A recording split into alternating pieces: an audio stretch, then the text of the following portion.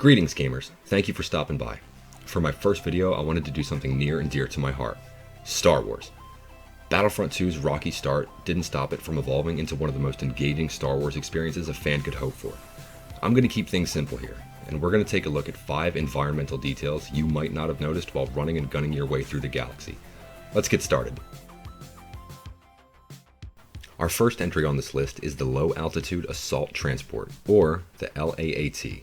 Nearly as recognizable as a lightsaber, and a personal favorite of mine in the Republic fleet, we've seen this vehicle front and center ever since its debut in Attack of the Clones, when the Republic unfortunately interfered in the execution of Anakin and Padme on Geonosis. It has been featured in nearly every animated series since the Clone Wars, including Rebels and the Bad Batch. It is playable in a number of games, including Star Wars Battlefront 2, and aside from the one we actively use as players, there are 3 models for this gunship.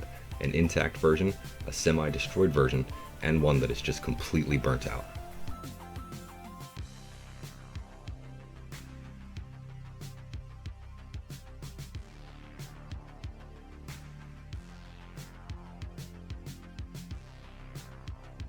Coming up in the number 2 spot, we have these farms that you can find dotted around Felucia. Some of these crops are situated right alongside the homes of the Felucians, others are on dedicated plots of land. This herb is known as Nissalin. It has healing properties similar to Bacta and the less commonly used Culto. However, this herb also has not-so-legal applications, and it would appear that the Felucians may not be aware of this fact.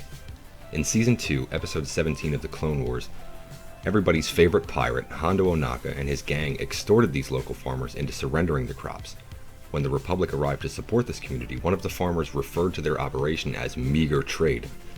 But Obi-Wan refers to these crops as some of the most valuable in the galaxy, and that ends up being attributed to its uses in the spice trade. If the Felucians knew what they were growing and the dangers it could bring, they might have changed crops.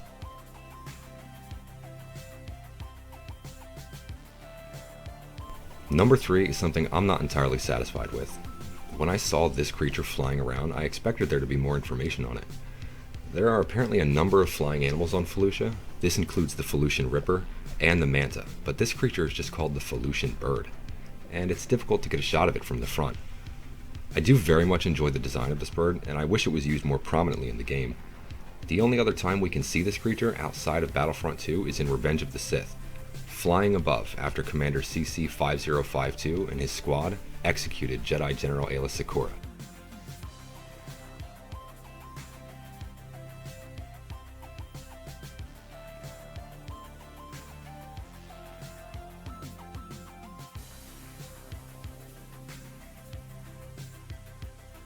The 4th entry on this list is the Squid Droid, officially known as the Trident-class assault ship.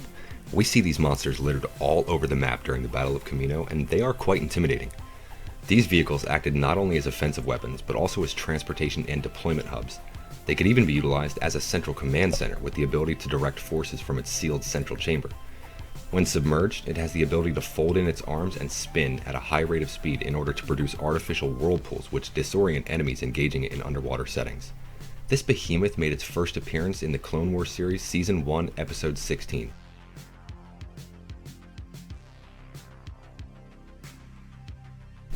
Lastly, we have everybody's favorite space kangaroos, Tauntauns.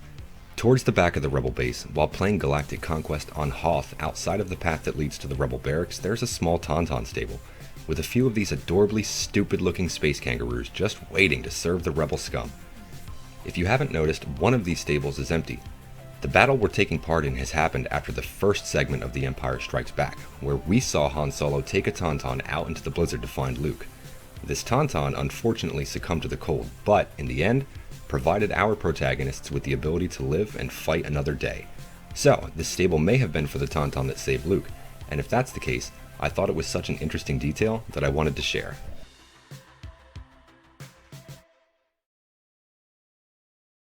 Thank you so much for stopping by. Is there something I missed that you'd like to see expanded upon, or do you have any suggestions for another game you'd like me to cover? Please feel free to leave a comment. As a new creator, I'm working with a very limited number of resources, but if you think you'd be interested in whatever I make in the future, and want to be one of the first people to see it, the best way would be to subscribe. And if you really want to go that extra mile and help me cultivate an audience, the best way to do that would be to just drop me a like. Thank you again, you awesome dudes and dudettes, and wherever you are, have a great day.